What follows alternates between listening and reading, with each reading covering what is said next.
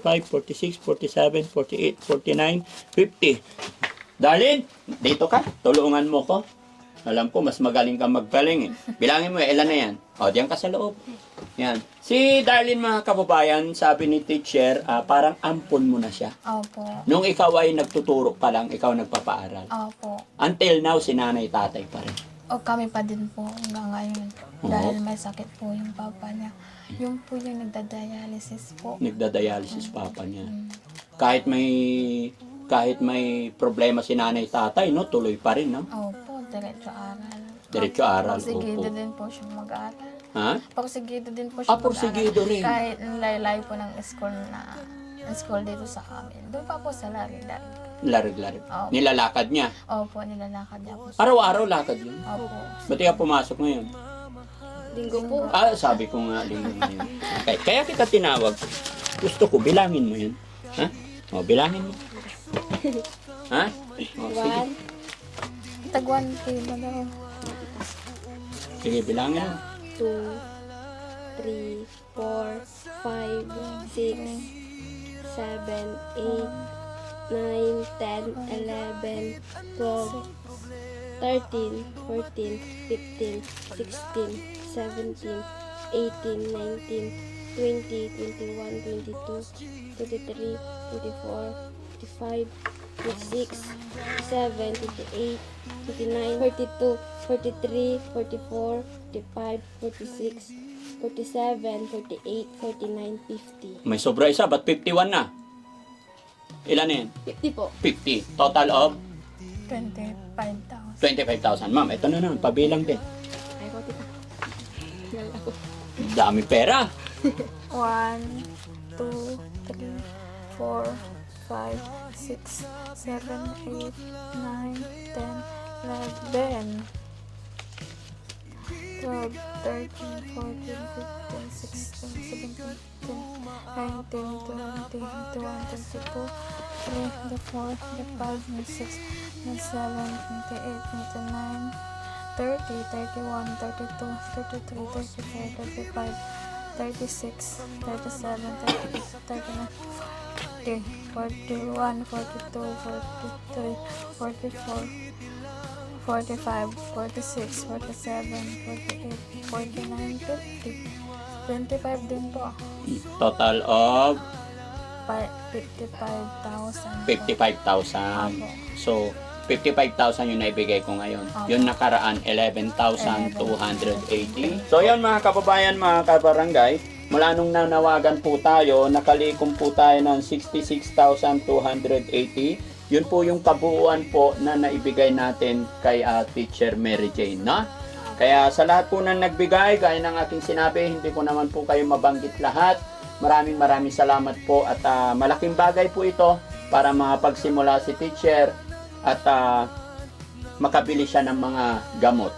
Bagamat kahapon ay isang araw ay galing na tayo sa paggamutan, nakabili na tayo ng gamot pang 1 month. Dahil kailan yung balik natin ulit, Teacher? April 6 po. April 6, babalik na naman po kami. Pero bagamat kahit nakapagbigay na tayo ng ganito mga kababayan, hindi po yan nangahulugan na hindi na natin sila gagabayan. Kumbaga sa April 6, kasama pa rin tayo na babalik dun sa bahay pagamutan para magabayan, matulungan natin si Teacher Mary Jane. Para sigurado at tuloy-tuloy at syempre sa tulong at gabay ng Panginoon, I'm sure gagaling na po si Teacher. Ha? Nay, anong masasabi ni Nanay? Maraming salamat po. Happy ka na, Nay? Happy sir. Hindi na masakit ulo? Hindi na. Hindi na kasi may bigas na po siya. Tapos meron pa siyang pera. Pag walang bigas, masakit sa ulo ni Nanay. Oo, kasi umuutang pa po siya dyan sa malaking bahay po. Saan siya umuutang? Ayun po. Sa kabila. Opo, sa kabila. Ilang kilo utangin? Kalahati din po ganito. Kalahati din. Magkano? 150. Ha? 1,350. Oh, mahal. Kaya nga po naisip namin, Nay, na sabi ko, sobrang mahal ng bigas ngayon. Kaya yun ang papamigay namin. Kasi napakahirap mamili ng bigas araw-araw, no? Opo Ayan. So, ay teacher, hawakan mo na yung pera. Sa'yo na po ito. Maraming salamat po. Sige, ano masasabi ni teacher sa ating mga kababayan na nagmamahal? Sa lahat po ng ating mga kababayan na patuloy na nagsusubscribe kay Daddy Frankie, thank you po kasi na-touch po kayo sa story ko. Wag po kayo mag-alala kasi papangalagaan ko po yung pera na binigay niyo po sa akin. Maraming salamat po. Pag-ingat po kayo palagi. Huwag niyo pong kakalimutan na mag-subscribe kay Daddy Frankie. Thank you so much po, Daddy Frankie and team. And sa lahat po ng followers niya. Okay. Darlene? Darlene po. Darlene, ano na masasabi ni Darlene? Maraming salamat po sa tulong niyo po kay tita ko. Okay. So, kumusta ka naman ngayon? Okay lang po. Hindi ka na nahirapan kay teacher? Hindi na po. Dati mahirap. Mahirap po dati. Ngayon po, nagtutulungan na kami pag may mga gawain sa bahay. At least, mayroon na siyang kasama. Oo. Yun po. Hindi na mahirap alagaan si teacher. Hindi na po. Opo. At hindi ka na babalik sa ganung sitwasyon, no? Opo, mahirap po yun. Naalala mo ba nung unang punta ng Team Daddy Frankie dito? Opo. Naalala mo yung sitwasyon na yun, nung unang punta ko dyan sa kwarto mo? Opo, nakakaiyak po yun. Bakit? Parang naaawa po ako sa sarili ko. Kasi dati po lahat ng bagay halos kinakaya ko. Ano? Lahat ng bagay dati halos kinakaya ko po mag-isa. Ngayon po, parang at least meron na akong mga taong nagmamahal sa akin. Mas minahal po ako ng mga tao dahil sa sitwasyon ko. Mm-mm. Yun po. Kaya ako natanong kasi kung naaalala mo pa. Kasi nung unang punta ko dito, naawa talaga ako sa'yo lalo na't itinali ka ng nanay mo. Naalala mo ko ba yun? Opo, Nakakadena ka. Opo, nakakadena po ako. Hindi ko po matanggal yung kadena. Gusto ko pong tanggalin para ma-relax po ako sana ako. Kasi ayaw po nila kasi nananakit daw ako. Hindi ko po yun alam. Hindi mo talaga alam. Hindi ko po yun alam. Pero nakita ko naman yung pagkakadena sa'yo. Madali naman tanggalin, pero hindi mo talaga kaya. Hindi ko po talaga kayang tanggalin. Na, Kasi na, kung walang bagay na panggamit, halimbawa pamukpok po, mga ganun. Kung wala sa area ko or nearby, wala po, hindi ako makakaalis. okay. Tapos, mahirap po yun kasi halos 24 hours andun lang po ako sa higaan ko. Ang hirap-hirap. Parang limited lang yung gagalawan mo. Ano? Opo. Tapos instead na pag-ihiga ka, gaganyan-ganyan ka, hindi pwede kasi nakatali isang paa. Opo, hindi po pwede. Nahihirapan po ako. Pagkalan-galan ko. Nay, nung time na yon nakita mo yung anak nyo po na nakakadena, anong nararamdaman nyo po? Naawa po ako sa kanya, kaya lang po pag lumalabas na nanakit, saka tumatakas po. Baka, Nagdadala pa ng mga kutsilyo, mga buti, nagbabasag kaya. oh, Siyempre sinasabi rin ng mga kapitbahay, itali nyo na baka, siyempre, nangingerwisyo po eh. Nagbabasag ng mga, kung papasok sa mga bahay-bahay, nagbabasag siya sir, ng mga Ate Darlene, syempre nung time na ganun si tita, kasi sabi mo, siya nagpaaral sa'yo, tapos ikaw kasama niya all the time sa hirap at ginhawa. Tapos dumating yung point na gumagala si teacher. Anong ginagawa mo para ma-comfort mo si tita? Hindi ko nga po siya ma-comfort nun eh. Hindi. Bakit? Kasi umalis na po siya ng palbangon po. Yung kayang, parang siya na nga lang, siya na lang po yung umaalis ngayon po. Kahit anong pilit po namin na wag siyang aalis, pupunta na po siya sa labas ng kahit palbangon. Tapos nung dumating yung time na itinali siya, nakadena siya, anong nararamdaman mo? Medyo may ginhawa na rin po kasi sir, dati Daddy Frankie. kasi po hindi na rin siya nangugulo nun.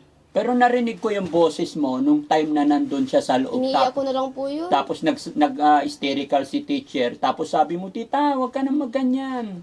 Tita, hindi ka na ikaw yan. Opo. Bakit ganun na reaction mo nung nag-hysterical ang tita mo? Natakot na po ako nun kasi first time niya lang pong ginawa nun. Kasi nagkataka na po ako bakit niya nagawa na yun, tayo hindi naman na po siya nun eh. Sinira ko po lahat yung gamit ko. yung mga ano ko po, Ayan, sinira ko binasa niya, po. sir. Yan, Pati sir. salamin niya nga po, Yung binasag niya na salamin, po. Binasag ko Binasag. po. Buti hindi ka nasugatan. Hindi naman po. Tapos, yung picture frame, binato ko yun. Mm. Natamaan si Darlene. Natamaan si Darlene. Mabuti na lang yung ko siya, hindi naman siya nabubog. Pero yung time na yun, hindi mo talaga alam nangyayari. Hindi ko po Hindi mo alam, kayang Daddy pigilin yung sarili mo pag nag-hysterical ka.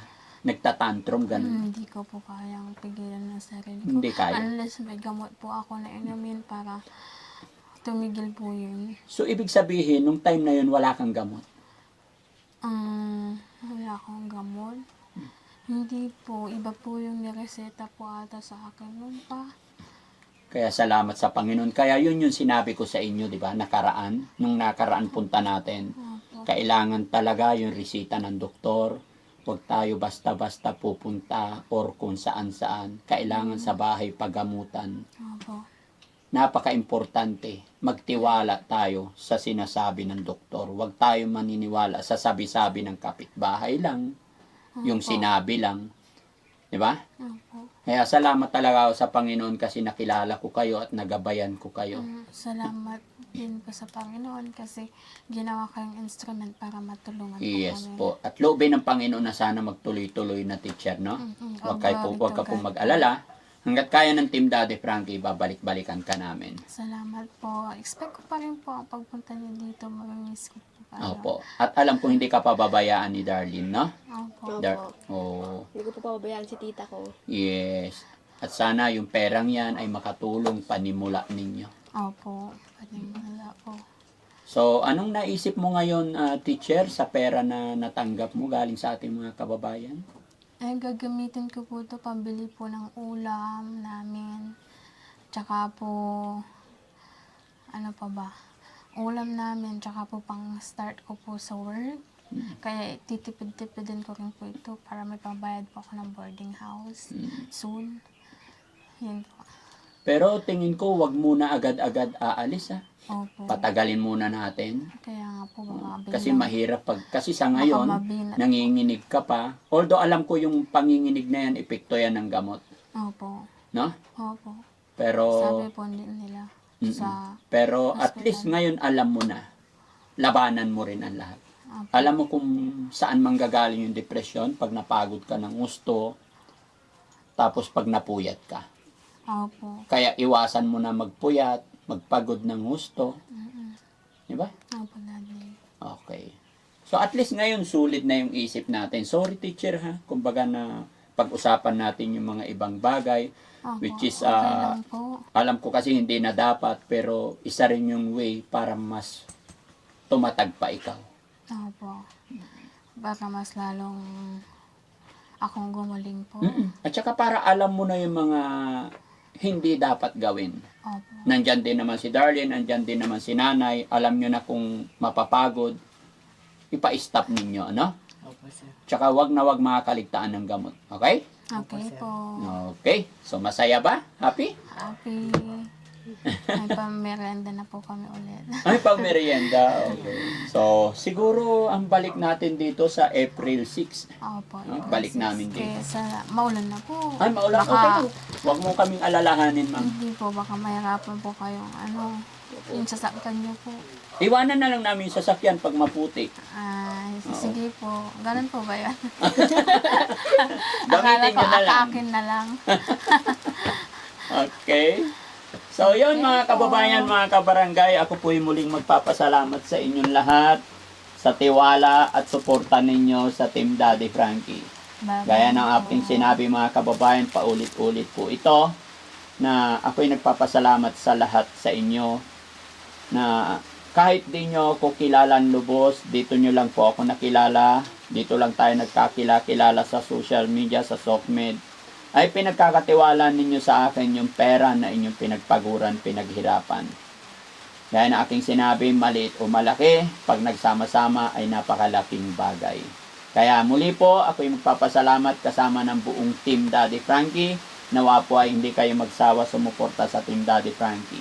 Mga kababayan, mga kabarangay, kung may mga kapitbahay pa po kayo na nangangailangan ng tulong, kagaya ng kila teacher, pwede kayo mag-email sa akin. Mag-message kayo dyan sa baba. Lagay nyo lang po yung address at kung ano ang naging problema. Huwag po kayo maglalagay ng mga contact number ninyo. Address lang at pangalan ay matutunton na namin kayo. Mag-iingat din po sa mga tao mapaglinlang, gumagamit ng aking picture at nagme-message sa inyo. Muli po ako'y magpapaalala, marami pong fake account nang gagaya sa amin.